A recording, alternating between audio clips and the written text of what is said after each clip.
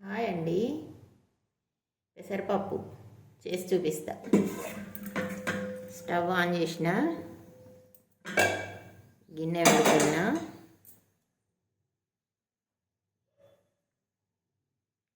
గిన్నె వేడవుతుంది. ఆయిల్ వేస్తున్నా, సరిపడా ఆయిలు. తర్వాత వచ్చేసి మనకు జీలకర్ర, ఆవాలు.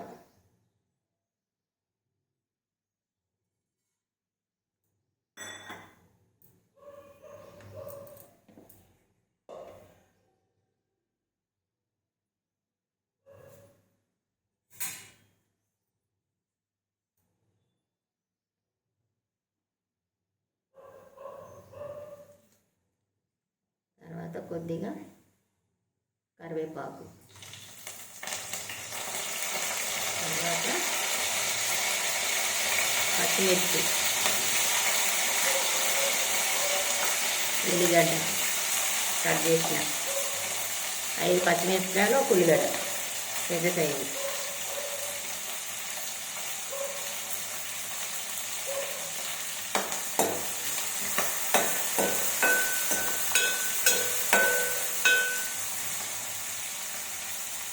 తర్వాత ఉల్లిగడ్డ ముద్ద,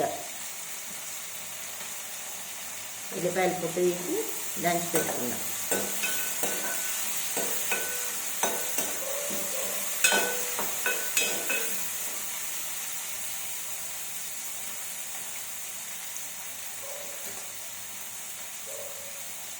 ఇప్పుడు మనకు ఒక గ్లాసు నిండుగా తీసుకోలే, కొద్దిగా తక్కువ తీసుకున్నా పెసరపప్పు.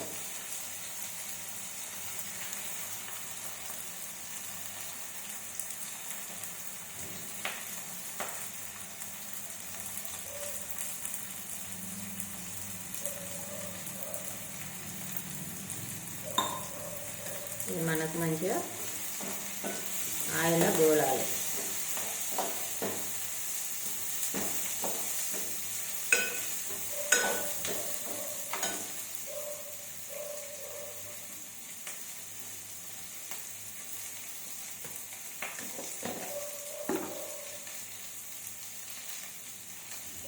హాఫ్ స్పూను పసుపు,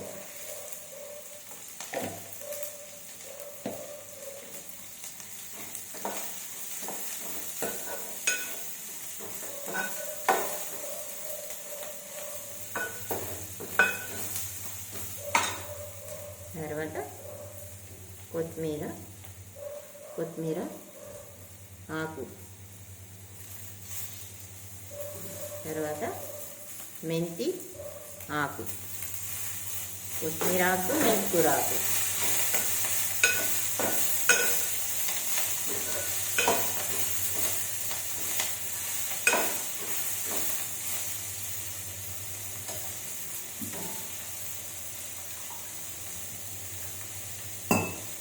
మనం దేంతో తీసుకున్నాం గ్లాసు పప్పు, ఇట్లా వాటర్.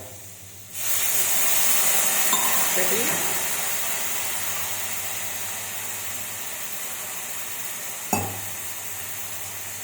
2,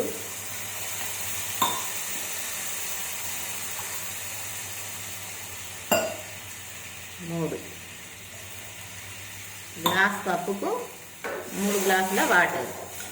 ఇంకా మనకు బాగా మెత్తగా కావాలి, పలుసగా ఉండాలి అంటే 4 గ్లాసులు కూడా పోయచ్చు.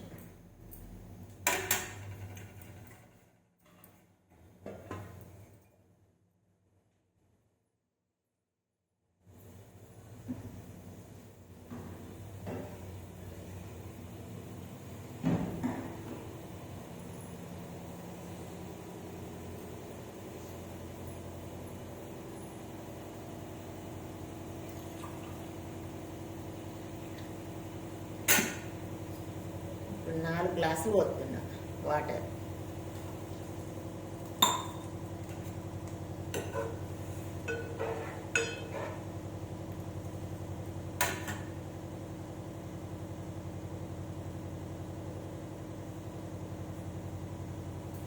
మంచిగా ఉడకాలి మెత్తగా.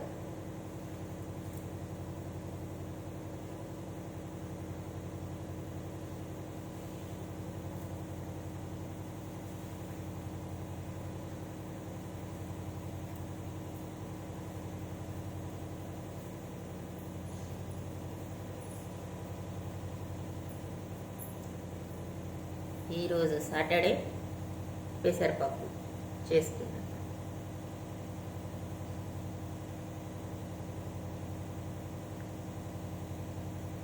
ఒక 10 నిమిషాలు మంచిగా హై ఫ్లేమ్లో పెట్టాలి. అది ఉడికేటప్పుడు సిమ్లో పెట్టుకోవాలి.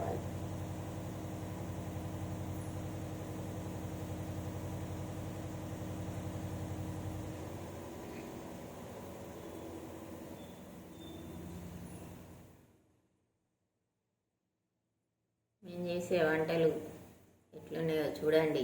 మీరు కూడా నేర్చుకోండి. రాని వాళ్ళు చేయండి, చేసుకొని తినండి. లైక్ చేయండి, షేర్ చేయండి, సబ్స్క్రైబ్ చేయండి.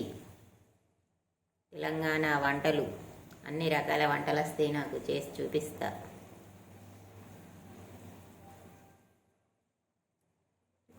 నీళ్ళు మంచిగా మసులుతుంది, పప్పు ఉడుకుతుంది. ఇప్పుడు మనం మూత పెట్టుకోవాలి. ఎందుకు మూత పెట్టాలంటే ఆవిరి వెళ్ళిపోతుంది అనుకో వాటర్ అంతా, అప్పుడు వాటర్ తగ్గిపోతాయి, మనకు పప్పు ఉడకదు. మూత పెడితే మంచిగా ఉడుకుతుంది. చూడండి అట్లా ఉడుకుతుంది. ఒక 10 నిమిషాలు చూడండి. వాటర్ ఉడుకుతుంది, పప్పు.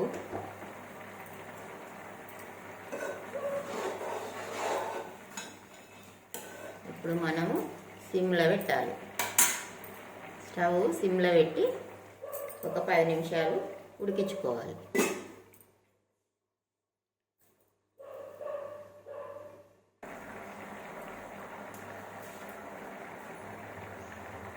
ఒక స్పూను సాల్ట్. పప్పు మంచిగా ఉడికింది. స్టవ్ ఆఫ్ చేసుకోవాలి.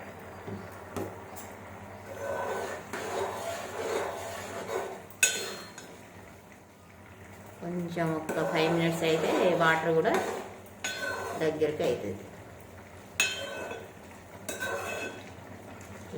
ఆకులు ఉంటే బాగుంటుంది. మనకు ఆకులలో విటమిన్ ఉంటుంది. ఇప్పుడు చలికాలం కాబట్టి ఉల్లాకు, కొత్తిమీర, మెంతి అన్నీ ఎక్కువ వస్తున్నాయి మార్కెట్కి. మనం కూడా తీసుకొచ్చుకోవాలి, ఈ విధంగా చేసుకోవాలి.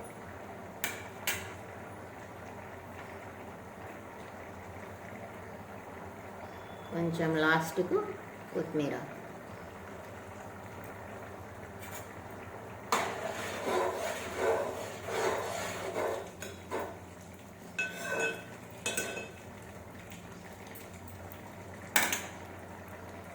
మనం స్టవ్ ఆఫ్ చేసుకోవాలి. చల్లారేసరికి పప్పు గట్టి పడుతుంది. బాయ్ అండి. లైక్ చేయండి, షేర్ చేయండి, సబ్స్క్రైబ్ చేయండి. పెసరపప్పు మీరు కూడా ట్రై చేయండి. బాయ్.